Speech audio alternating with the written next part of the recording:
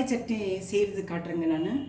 இட்லிக்கு, தோசைக்கு, சாப்பாட்டுக்கு, சாப்பாடுன்னா ஒயிட் ரைஸு, சப்பாத்திக்கு எல்லாமே நல்லாயிருக்குங்க தக்காளி சட்னி. அது எப்படி செய்கிறதுன்னு சொல்லிட்டு செய்து காட்டுறேங்க. அதுக்கு நல்லெண்ணெய் இருந்தால் நல்லாயிருக்குங்க. நல்லெண்ணெய் ஊற்றுறேங்க பாரு. நான்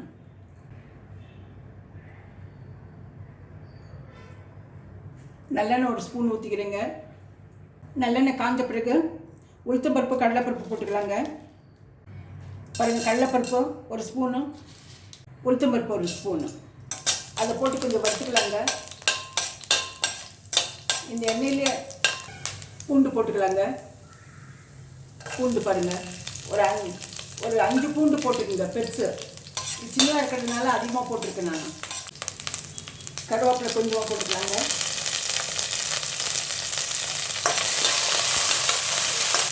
வரமிளகா ஒரு 5 போட்டிருக்கேங்க நான். சின்ன வெங்காயம் போட்டுக்கலாங்க.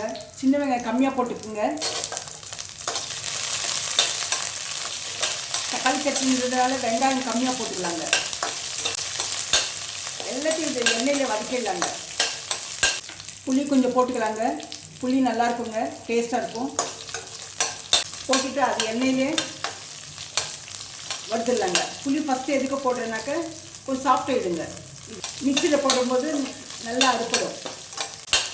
இப்போ உளுத்தம்பருப்பு, கடலைப்பருப்பு, சிகப்பருப்பு வச்சுங்க. இப்போ தக்காளி பழம் போடுறேங்க.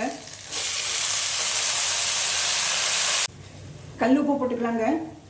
பாருங்கள், பேன் மூடி வச்சிடலாங்க.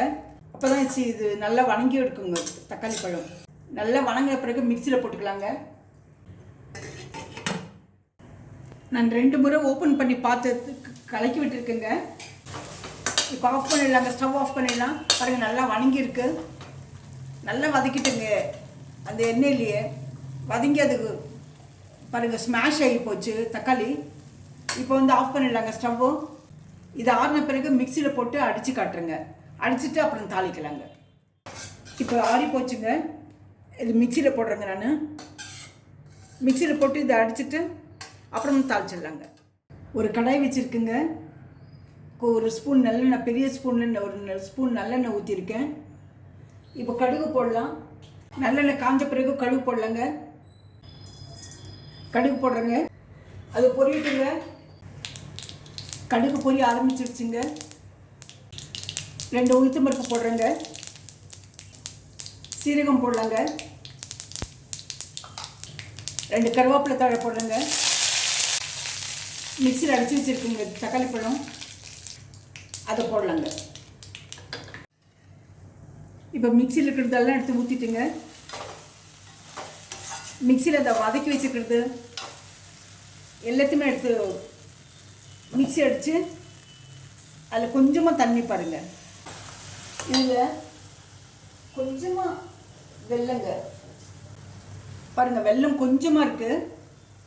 நான் சும்மா சீவி வச்சுருக்கேன், அவ்வளோதான். வெல்லம் உருண்டைங்க கொஞ்சமாக அதை போட்டாக்க அந்த டேஸ்ட் வரக்கூடாதுங்க. தித்தி படிக்கக்கூடாது, அந்த புளிப்பு கம்மியாகணும், அவ்வளோதான். போட்டுட்டு நல்லா வதக்கிடலாங்க. வதக்கிட்டு ஒரு பவுல் எடுத்துக்கலாம் சர்வ் பண்ணுறதுக்கு. ஸ்டவ் ஆஃப் பண்ணிவிட்டு இந்த பவுல் எடுத்துக்கலாங்க. இந்த தக்காளி சட்னி ரொம்ப அருமையாக இருக்குங்க. இட்லி, தோசைக்கு, சாதத்துக்கு, சப்பாத்திக்கு எல்லாமே நல்லாயிருக்கும். இந்த ரெசிபி பிடிச்சிருந்தா லைக் பண்ணுங்கள், ஷேர் பண்ணுங்கள், சப்ஸ்கிரைப் பண்ணுங்கள். மறக்காமல் பெல் பட்டன் ப்ரெஸ் பண்ணுங்கள். அடுத்த ரெசிப்பியில் பார்க்கலாம். நான் எல்லாமே ஆரோக்கியமாக இருக்கிறதுக்காக செய்கிறேங்க. நான் இதை செய்து சாப்பிட்டு பாருங்கள்.